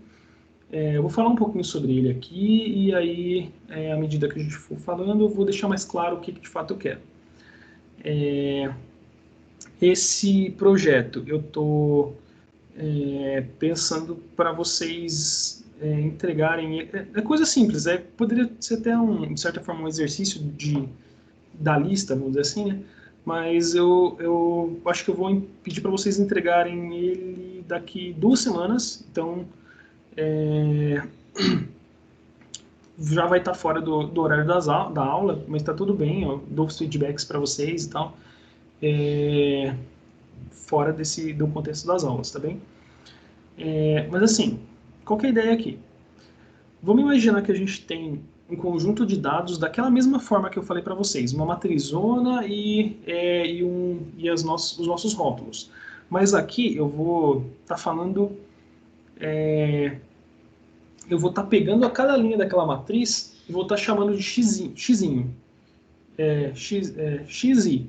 Então assim, se eu tenho um determinado evento, x1 e a classe y1, x2, y2, xn, yn, então tenho n eventos, onde cada uma desses eventos está associada a uma classe, tá bom? Então, aqui xi pertencente a Rn, então n variáveis. Nesse caso aqui, a gente está pensando em n igual a 2. O que o nosso modelo faz? Ele guarda esses dados e, dado um novo ponto, w pertencente a Rn, que você não conhece a classe, você não sabe nesse caso aqui, por exemplo, se ele é da classe vermelha ou da classe verde, a gente vai tomar como a classe inferida de W a classe majoritária dentre os K elementos mais próximos de W. Mais próximos espacialmente mesmo. Então, assim, pensar aqui, tangibilizar para um exemplo. R2, eu tenho horas de trabalho e horas de lazer, tá bem? Então, esse cara aqui tem essa quantidade de horas de lazer semanais e essa quantidade de horas de trabalho. Esse cara aqui trabalha muito mais que esse cara, mas ele tem a mesma quantidade de horário de lazer. Esse cara aqui, nossa, tem muitas horas de lazer e poucas horas de trabalho. Esse cara aqui tem horas medianas de trabalho e muitas horas de lazer. E aqui eu estou usando como classe um diagnóstico de depressão. Então, assim, o que eu estou querendo dizer aqui, né, com esse exemplo bem simples.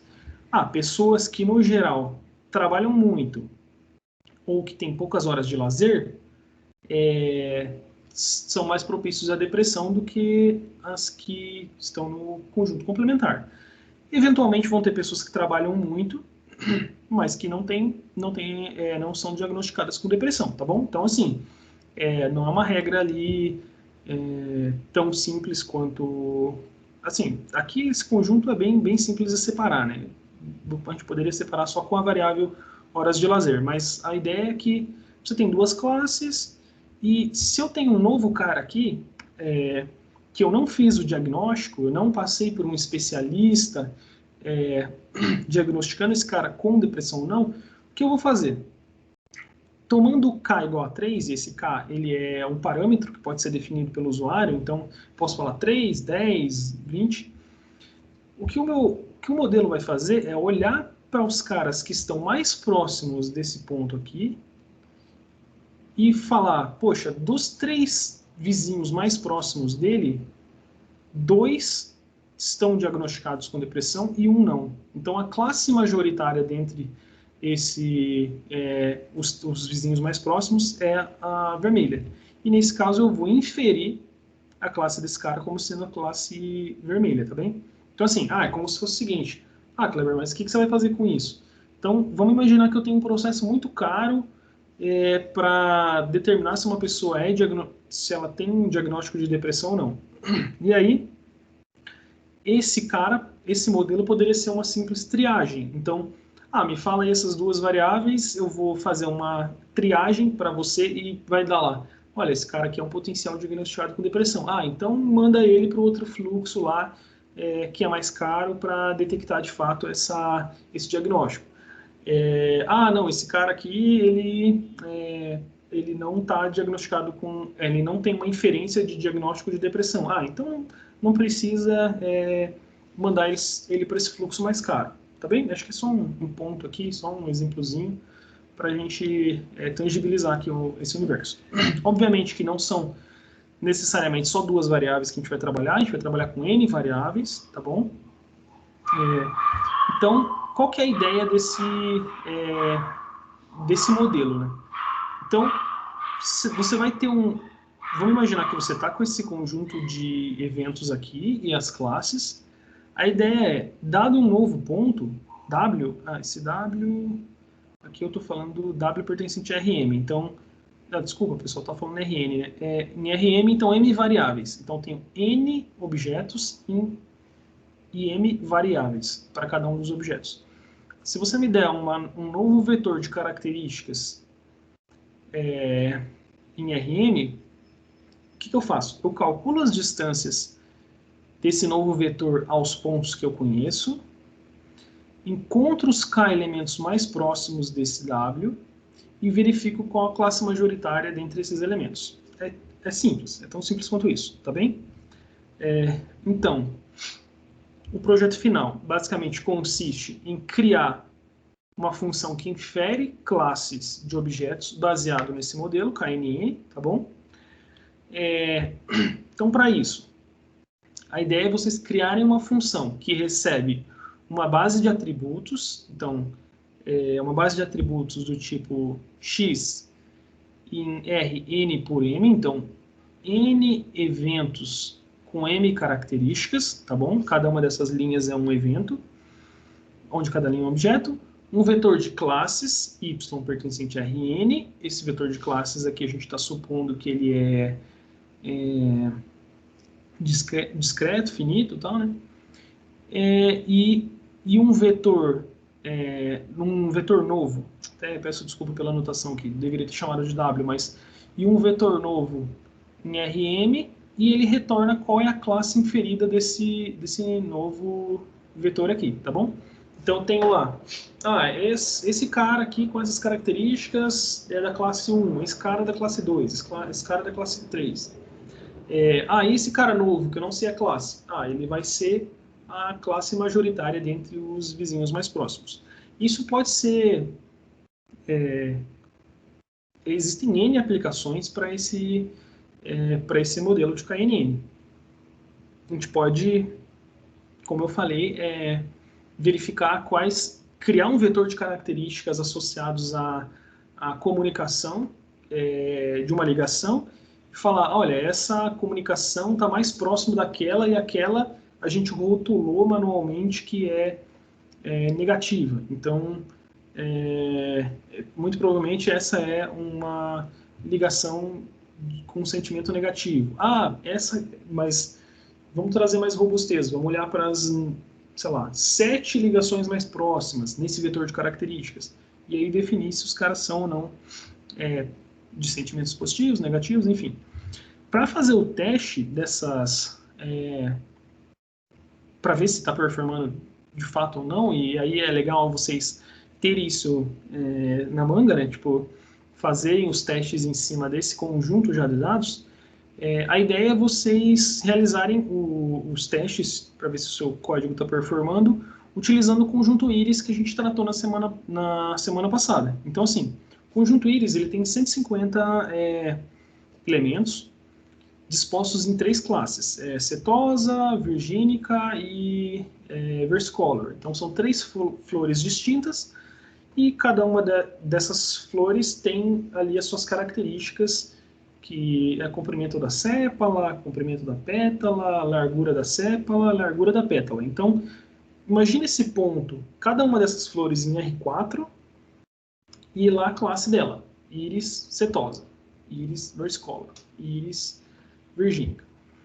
Para um novo item, a gente vai inferir a classe dela baseado nos vizinhos mais próximos. Então, assim, podem selecionar um número de vizinhos ali ou deixar como parâmetro na função, mas eu gostaria que vocês utilizassem, fizessem os testes, tomando 100 linhas daquele conjunto como o conjunto de teste, o conjunto para você segurar ali e falar, esses são os caras que eu conheço, e os outros 50 para você fazer as inferências. Então, você já conhece aquelas classes, né? A gente é um conjunto acadêmico, né? Então você já conhece aquelas classes, mas a ideia é você fingir que não conhece e inferir aquela classe. Então, eu sei que ela é setosa, mas quando eu ploto aqui e olho os 5 vizinhos mais próximos, ela está falando que é versicolor. Interessante. Esse modelo talvez não seja tão robusto para essa aplicação. Mas ele acerta 90% das vezes. Pô, que legal. Então, assim, eu só destaco para vocês que esses 100 exemplares que você vai supor o conhecimento das classes, que seja uma extração aleatória da base, porque muito provavelmente, depende da base que você vai pegar lá, mas muito provavelmente, se for a mesma base que a gente, da fonte que a gente utilizou na aula passada, vai ter lá 50 íris, 50 setosa, 50 versicolor, 50 virgínica, e aí se você pegar só as 100 primeiras linhas, basicamente você pegou só 2 classes e você está tentando inferir a terceira, então você vai tentar inferir uma classe que nem tinha no teu conjunto de treino, então não vai fazer muito sentido, tá bem? Então seleciona daquela base 100 elementos aleatoriamente, fala, esses caras eu conheço, esses outros 50 vou supor o desconhecimento daquelas classes e vou inferi-las. E depois faz a comparação, como é que ficou, como é que performou e tal, tá bom? Para mensurar a distância, obviamente que vocês podem me perguntar, mas qual que é a métrica, né, de distância? Pode ser a distância euclidiana mesmo dos pontos, tá bom? Então, criem lá uma funçãozinha para calcular a distância euclidiana, ou usem algum elemento do pacote NumPy, coisa desse gênero, para calcular a distância euclidiana, tá bom? Então, acho que é isso só. Let's coding. E creio que não haverão grandes dúvidas aí para resolução, mas caso tenham também, fiquem à vontade para me mandar e-mail, para, enfim, pedir ajuda para a Júlia, que é a monitora e tal. E alguma dúvida, pessoal, acerca do projeto final? Tipo, alguma dúvida do que é para ser feito, tal, como é que é para ser entregue, sei lá? Professor, Hum. Pode falar, Nicolas, pode falar, eu já falei várias vezes. Tranquilo. Quando a gente fala de bolar o modelo lá e usar ele numa função, no caso ali, o projeto final, criar a função que infere as classes, né? Esse modelo é só a ideia abstrata que vai ser posta em códigos e vai estar nessa função, né? É isso. Eu não consegui entender a sua dúvida, de fato. Ó, tipo, beleza, a gente tem esse modelo KNN, né, que a gente vai formular Uhum. e, tipo, do zero, assim, e tal. E ele é a ideia, pode inclusive até ser, sei lá, expresso no papel, assim, se a gente quiser, né? Fique tranquilo, que você fez aí. Mas a implementação dele vai estar justamente dentro dessa função que infere as classes, né? Isso, exatamente. Não é tipo algo externo, daí dentro dessa função chama esse modelo, né? Tipo, Não. é dentro da função mesmo. É dentro da função. Essa função vai justamente fazer... você pode modularizar a função, que eu quero dizer o seguinte. Você lembra quando a gente chamava uma função dentro de outra? Se você quiser falar assim, essa função aqui, ela só pega o conjunto de vetores ali, aliás, pega um conjunto de classes e diz qual que é a majoritária. Beleza, então você tem um pedacinho da solução feita numa função. E aí, usar esse pedacinho lá dentro dessa função que infere as classes, legal. Tipo, modularizar, quebrar ela em pedacinhos. Mas, de fato, o entregável vai ser o conjunto dessas funções, né? Ou tudo encapsulado numa só. Assim, de fato, o que eu quero é uma função que infere as classes de um objeto, a classe de um objeto desconhecido a partir do conhecimento de outros objetos, tá bom? Pô, essa é a ideia. Entendi. Tá bem mais claro agora. Valeu. Acho que tinha outra dúvida, não sei. Então, eu ia perguntar praticamente a mesma coisa. Tá. Porque tem modelo pronto para KNN, né? Daí eu ia fazer a Perfeito. pergunta. Eu ia fazer a pergunta besta de se era pra gente fazer a programação na mão ou para usar o modelo pronto, mas já. Assim, a ideia é fazer a programação na mão. Tipo, eu concordo que tem modelos prontos e tal, mas acho que até para a gente não recair ali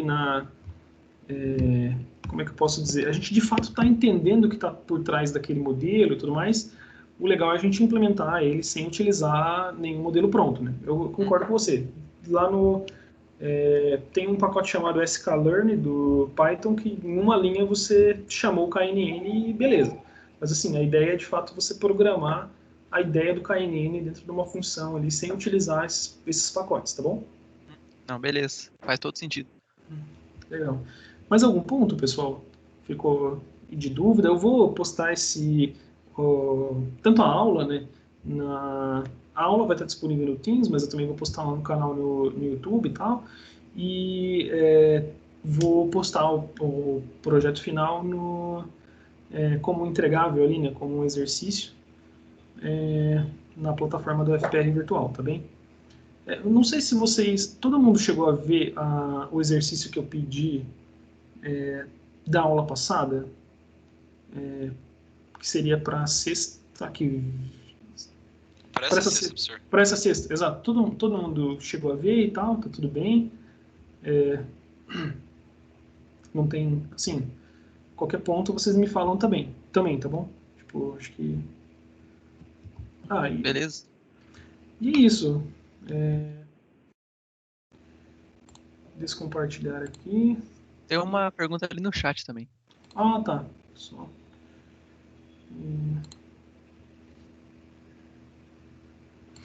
Vamos ver. Por que fita métrica? A gente pensa... É só uma alusão ali a cavezinhos mais próximos, então a ideia de proximidade, você medir distâncias, acho que é mais ou menos essa ideia. Mais algum ponto, pessoal?